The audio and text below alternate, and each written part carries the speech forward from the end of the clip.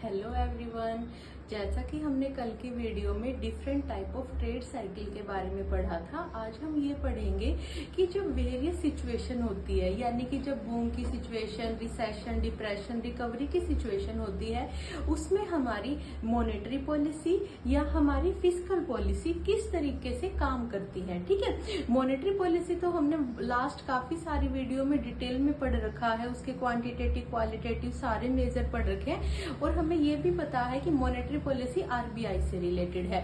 और आरबीआई क्या करता है, आरबीआई जैसे इसमें इसको ऐसे समझते हैं कि आरबीआई मनी सप्लाई कंट्रोल करता है। देखो, इसको ऐसे समझते हैं जैसे बूम की सिचुएशन है, बूम की सिचुएशन को कंट्रोल करने के लिए आरबीआई के पास क्या है कि वो क्रेडिट को कंट्रोल करवा सकता है। और क्रेडिट को वो कैसे कंट्रोल करवाएगा, सीआरआर को बढ़ा के, एसएलआर को बढ़ा के। और सीआरआर, एसएलआर वगैरह हमने लास्ट वीडियो में काफी डिटेल में पढ़ रखे हैं। ठीक है, ये क्वांटिटेटिव मेजर थे। तो बूम की सिचुएशन में मॉनेटरी पॉलिसी क्या करेगी या आरबीआई क्या करेगी, आरबीआई करेगा सीआरआर बढ़ा देगा, एसएलआर बढ़ा देगा। सिमिलरली डिप्रेशन की सिचुएशन में क्या होगा, डिप्रेशन की सिचुएशन में आरबीआई इन सारी रेट को कम कर देगा, जैसे सीआरआर कम कर देना, एसएलआर कम कर देना, इन सबको वो क्या कर देगा, कम कर देगा। तो ये है मॉनेटरी पॉलिसी की तरफ से कि अगर बूम या डिप्रेशन की सिचुएशन आ जाए तो मॉनेटरी पॉलिसी क्या करेगी। अब इसका जो दूसरा पार्ट है वो है फिस्कल पॉलिसी। फिस्कल पॉलिसी वो पॉलिसी होती है जो हमारे गवर्नमेंट से रिलेटेड होती है और जो हमारे गवर्नमेंट के टैक्सेस और गवर्नमेंट के रिवेन्यू से रिलेटेड होती है, जो पॉलिसी, उसको फिस्कल पॉलिसी बोलते हैं। तो इस सिचुएशन में सरकार को क्या करना चाहिए। फॉर एग्जाम्पल फर्स्ट सिचुएशन लेते हैं, जैसे बूम की सिचुएशन है।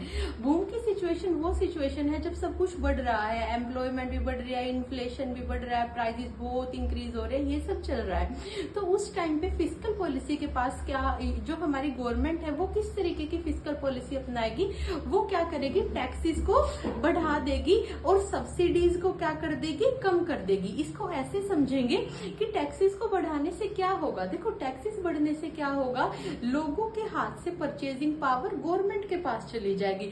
अगर वो परचेजिंग पावर गवर्नमेंट के पास चली जाएगी, यानी कि लोगों के पास पैसा कम बच गया क्योंकि उनके काफी सारे टैक्सेस पे करने पड़ रहे हैं। तो उनके पास अगर पैसा कम बचेगा तो वो प्रोडक्ट के डिमांड भी क्या करेंगे, कम करेंगे, कम कमोडिटीज की डिमांड करेंगे या कम सर्विसेज की डिमांड करेंगे।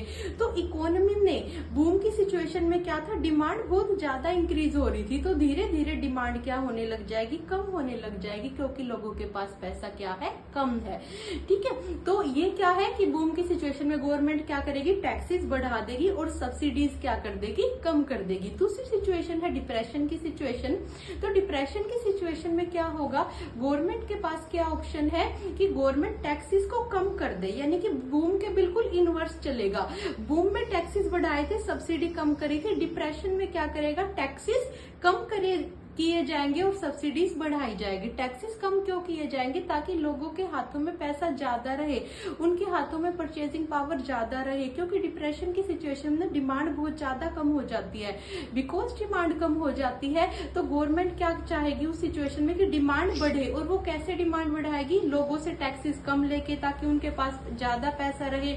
ज्यादा पैसा रहेगा तो वो ज्यादा डिमांड करेंगे और वो उन्हें सब्सिडीज क्या करेगी, ज्यादा प्रोवाइड करेगी। सब्सिडीज जैसे हमें सिलेंडर पे मिलती है, यानी कि जो सिलेंडर की ओवरऑल जो कॉस्ट होती है उसका कुछ पार्ट गवर्नमेंट पे करती है और कुछ पार्ट हम लोग पे करते हैं। तो डिप्रेशन की सिचुएशन में गवर्नमेंट क्या करेगी, सब्सिडीज को क्या कर देगी, बढ़ा देगी, टैक्सेस को कम कर देगी। तो आज की वीडियो अगर इन्फॉर्मेटिव लगी हो तो हमारे चैनल को फॉलो करें। Thank you.